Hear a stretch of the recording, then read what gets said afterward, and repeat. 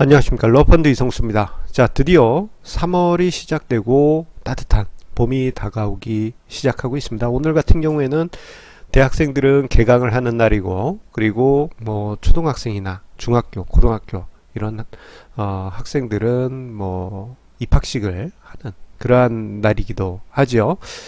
자, 이 뜻깊은 3월이긴 한데요. 주식시장 입장에서는 좀 만만치가 않습니다. 왜냐하면 예정되어 있는 일련의 악재들이 하나하나 순차적으로 기다리고 있기 때문입니다. 자, 그래서 오늘 증시 토크 주제는요, 3월 증시 만만치 않겠지만 이라는 타이틀을 걸고 오늘 증시 토크를 준비를 했습니다. 다만 만만치 않겠지만 우리 원칙을 지켜가자. 왜? 오늘은 그 악재는 많지만 왜 원칙을 지켜가야 되는지 그 이야기까지 드리도록 하겠습니다. 자, 지금 3월 달에 기다리고 있는 악재들이 제법 굵직한 게 4건 지금 현재로서 보여지고 있습니다. 자, 첫 번째로는 2월 28일 있었던 북미 정상회담 악재가 아직까지 살아있는 악재로서 한 달을 넘어왔죠.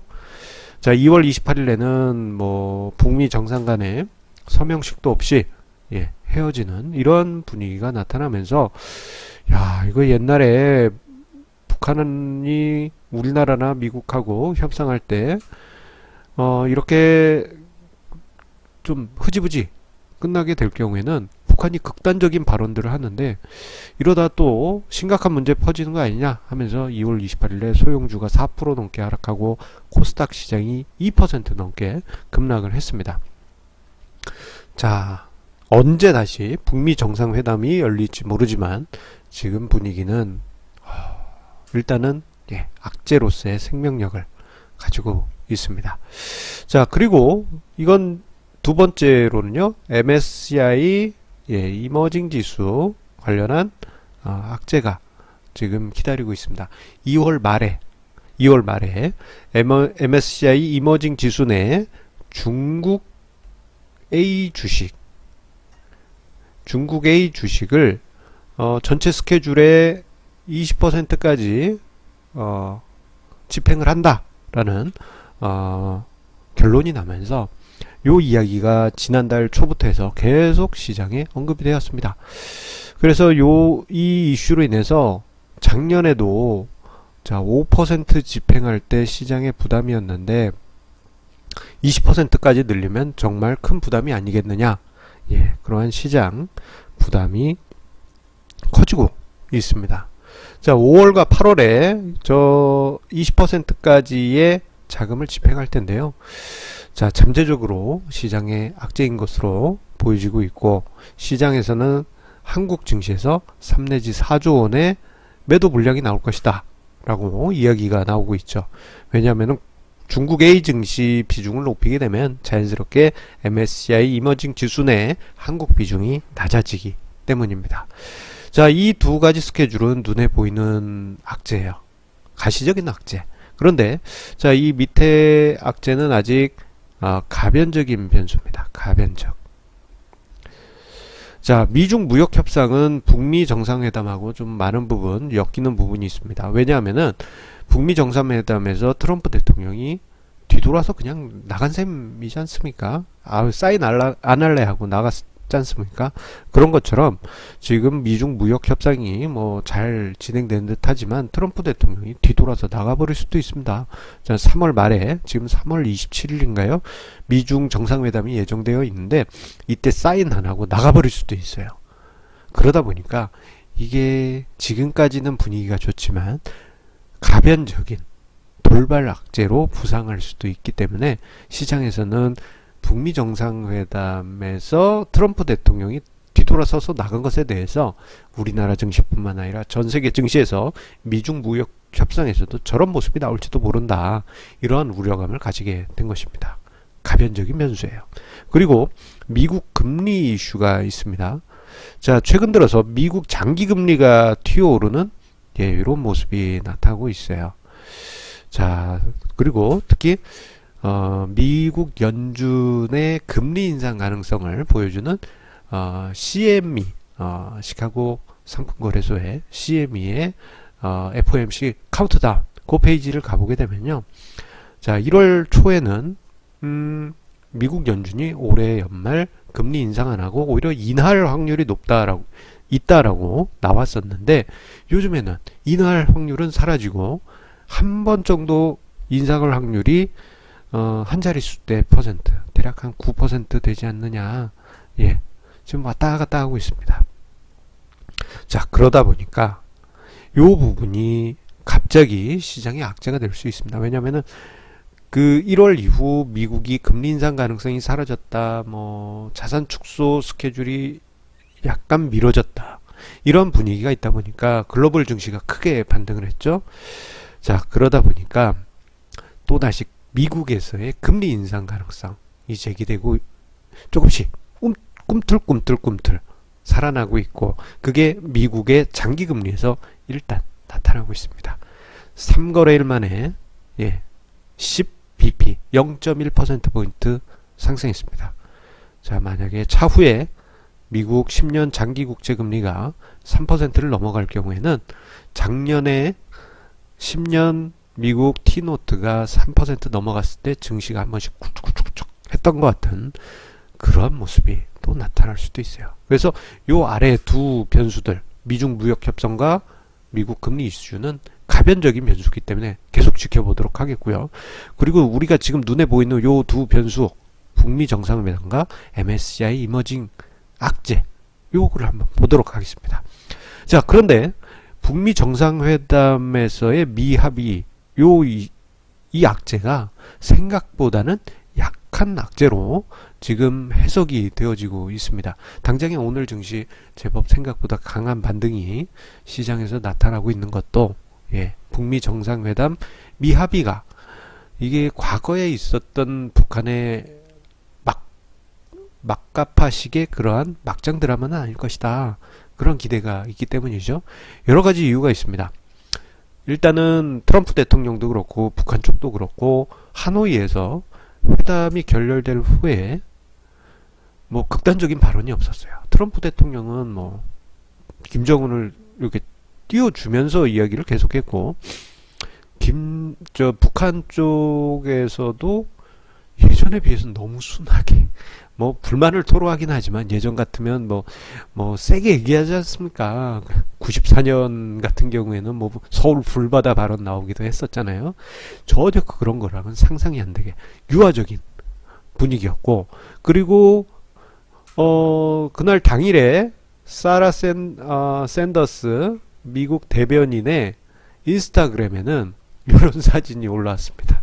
트럼프 대통령하고 김정은하고 웃으면서 악수하는, 도대체 이게 뭐냐. 그래서 한편으로는 도대체 무슨 패냐. 자, 어쨌거나 과거처럼 그렇게 막장으로 가는, 완전히 등 돌린 그런 회담 결렬이 아니고 다음에 다시 얘기하자, 그런 분위기가 바뀌었고요. 그리고 미국 입장에서도 지난 연휴 사이에 키 리졸브 한미 연합훈련과 그리고 독수리 훈련을, 요게 이제 뉴스마다 얘기가 다릅니다만 완전 종료 이렇게 이제 표현한 것도 있고요. 일단은 여러 가지 문구에서는 올해는 안 하는 걸로 그렇게 나왔습니다. 왜? 북한이 그래도 비핵화에 성의를 보였기 때문에 그렇게 이제 수식어가 붙습니다. 즉 악재로 보기에는 어렵고, 그러다 보니까 이게 만약에 이 연휴 사이에 북한에서 좀 센 발언, 예전처럼 그 있지 않습니까? 그 북한의 그 아나운서 중에 연세에 있는 이 둥글둥글하신 분이 막 힘줘서 뭐 어쩌고 저쩌고 하면서 하면, 그러면 막 덜덜 떨었을 텐데 그런 거 전혀 없었죠. 저거는 오히려 살아있는 불씨로, 긍정적인 재료가 살아있는 불씨로 그렇게 해석을 해볼 수 있을 겁니다. 대신에 북미 정상회담이 언제 열릴지 모르기 때문에 대북 관련주 같은 경우 당장의 호재는 되긴 힘들고 시간이 좀 필요하긴 하겠죠. 다만 갑자기 악재로 돌아서기는 어려울 수 있다. 그렇게 그런 정도로만 해석을 해볼 수 있겠습니다. 자, 그리고 두 번째 타임 스케줄에 들어와 있는 악재, 자, MSCI 이머징 이슈 관련한 악재입니다. 그런데 생각보다 약해요. 왜냐, 자, 예정대로 자, 올해 전체 스케줄 중국 A 증시가 MSCI 이머징 지수에 들어가는 그 스케줄의 20%가 집행이 됩니다. 자, 그런데요. 자, 보게 되면요. 작년에 전체 스케줄의 5%가 진행이 됐어요. 자, 그런데 5%가 진행이 됐을 때 MSCI 이머징 지수 내 중국 비중이 27.3%가 될 것이고 한국 비중은 14.9%로 그 전에 15.3%에서 14.9로 0.4% 포인트 한국 증시는 비중이 줄어들 것이고 중국은 1.3% 포인트 늘어날 거야 라고 예상이 되었었는데 2월 달에 봤더니요. 중국이 30.7%입니다. 한국은 13.6%예요. 더 많이 늘고 더 많이 줄은 것이죠. 예. 이미 저 비중 집행을 하지 않아도 많은 부분 어느 정도 집행이 돼 있는 겁니다. 자, 그렇기 때문에 만약 작년에도 5% 스케줄 진행될 때 최대 4조 원 그랬는데 지금 15% 나머지 15%에서 이제 20% 스케줄 진행하는데 최대 4조 원 이야기 나오는 게요. 이미 많은 부분 집행이 돼 있는 셈. 예, 비율이 이미 오버되었기 때문입니다. 그렇기 때문에 요 이슈는 생각보다 그 충격이 적을 가능성이 크고요. 그리고 특히 작년에 5% 스케줄을 집행을 할 때 중국 증시가 5월 초부터 해서 작년 연말까지 5월 초에서 연말까지 하락한 폭이 마이너스 19%. 우리나라 종합주가지수도 이 정도 하락했잖아요. 하락폭이 비슷비슷합니다. MSCI 이머징 지수에 중국 주식이 편입이 되든 안 되든 등락률에는 큰 변화가 없었다. 그것은 이번에도 또 비중이 조절이 된다고 하더라도 시장에 큰 악재가 될 것이냐? 그거는 생각보다는 약할 가능성이 크다라고 그렇게 정리를 해볼 수 있겠습니다. 자, 그렇기 때문에 다른 악재들이 이제 앞서 언급드렸던 두 개의 스케줄에 따른 악재 그리고 두 개의 가변적인 악재 그 어떤 것이라도 갑자기 악재가 등장해서 시장이 흔들거린다 하더라도요. 여러분들께서는 크게 동요를 하실 필요가 없습니다. 왜냐하면요. 자, 재료를 떠나서 지금 요게 기다리고 있기 때문입니다. 자, 시장이 악재에 의해서 주가지수 2200포인트를 쭉 맞춰줘야 된다? 그러면요. 만약에 그 이하로 내려갔다? 그럴 경우에는 올해 연말 기준 종합주가지수가 2200포인트가 유지되면 국민연금 입장에서는 자산배분 전략상 18% 국내 주식을 맞춰야 되기 때문에 자, 계속 국민연금 납부하고 있잖아요. 우리 모두. 그렇기 때문에 사야 됩니다. 얼마큼? 6조 원대. 2200포인트가 유지되면. 자, 6조 원대면 앞서 언급드렸던 MSCI 스케줄에 의한 최대 외국인 매도 규모를 다 커버하고 남습니다. 자, 만약에 주가지수가 2000포인트까지 하락하게 될 경우에는 17조 원 국내 주식을 순매수해야만 합니다. 모든 악재에 의한 매물을 다 소화할 수 있는 수준이죠.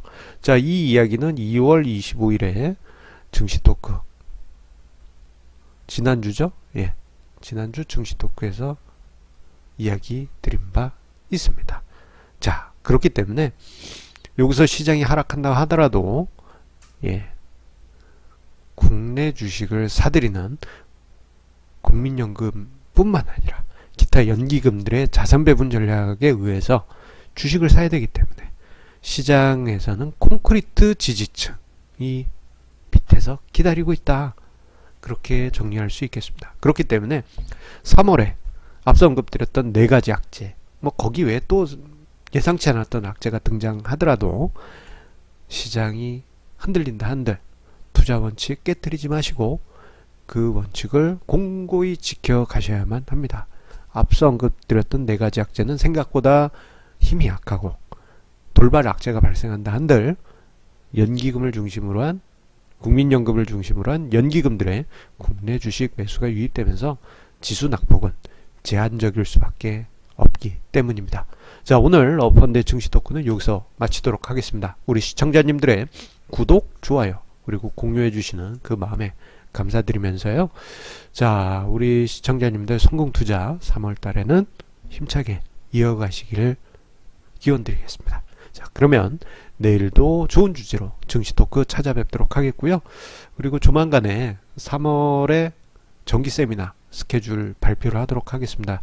매달 진행을 하고 있죠. 이제 70차 정기 세미나가 곧 발표됩니다. 지금 잠정적으로 3월 30일에 토요일입니다. 오후 2시 예정되어 있고요. 자, 우리 시청자님들도 관심 가져주시면서 차후에 나오는 공지 꼭 관심 있게 봐주시기 바랍니다. 그러면 이만 인사를 드리고 내일 증시 토크에서 다시 만나 뵙도록 하겠습니다. 감사합니다.